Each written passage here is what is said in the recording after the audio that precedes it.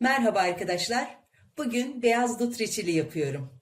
Burada 1,5 kilogram kadar beyaz dut var. İçinde bir kısmı pembe dut. Şöyle pembeli gibi, tam beyaz da değil. Cinsi böyle. Yani daha fazla kırmızı olmuyor. Bu şekilde olgunlaşıp kalıyor.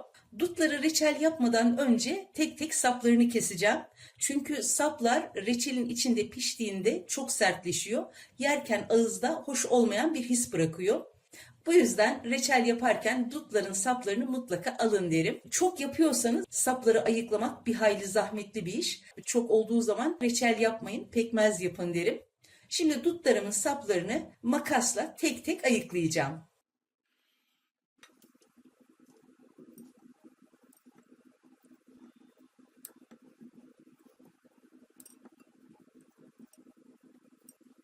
Dutların tamamını bu şekilde ayıklıyorum. Dutlarımı önceden yıkamıştım. Saplarının da tamamını ayıkladım. Şimdi şekerini ekleyeceğim. Dutları pişireceğim. Kabın içine aldım. Burada 1,5 kilogram dut var. 1 kilogram dut için 750 gram şeker kullanacağım.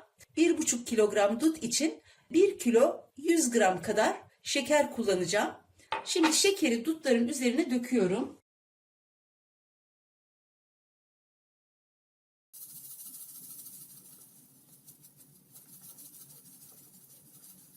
Tencerenin kapağını kapatıyorum.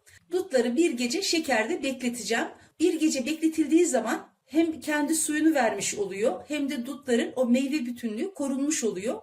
Dut kendi suyunu verdiği için ekstra reçele bir su eklemeden kolaylıkla reçelimizi yapmış oluyoruz. Şimdi dutlarımı bir gece bekletip inşallah ertesi gün reçelimi yapmaya devam edeceğim.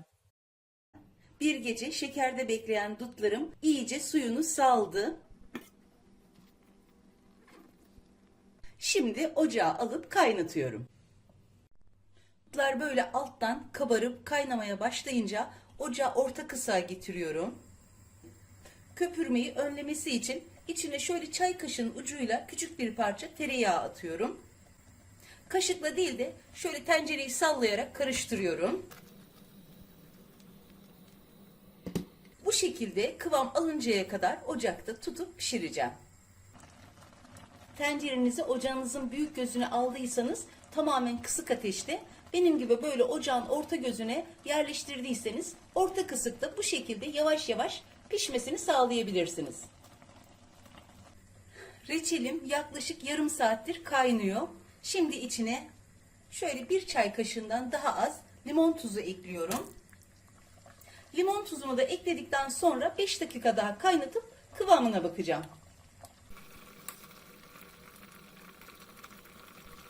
Ilık olmasına rağmen kıvamı gayet güzel olmuş.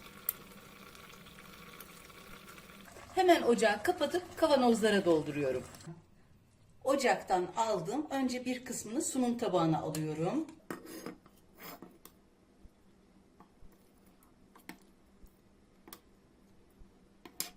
Kavanozlarıma dolduruyorum.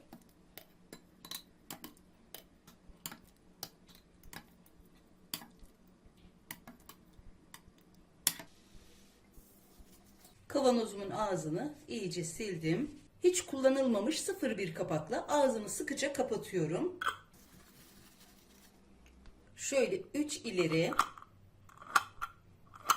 bir geri yapıp bu şekilde kapatıp şöyle köşesine alıyorum. Ters çevirmiyorum. Böyle kendi kendine gayet güzel vakumlanıyor. Diğer kavanozlarımı da aynı şekilde dolduruyorum.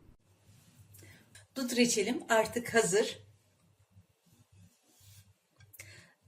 Hava çok sıcak olduğu için tabakta tamamen soğumamış olmasına rağmen kıvamı gayet güzel.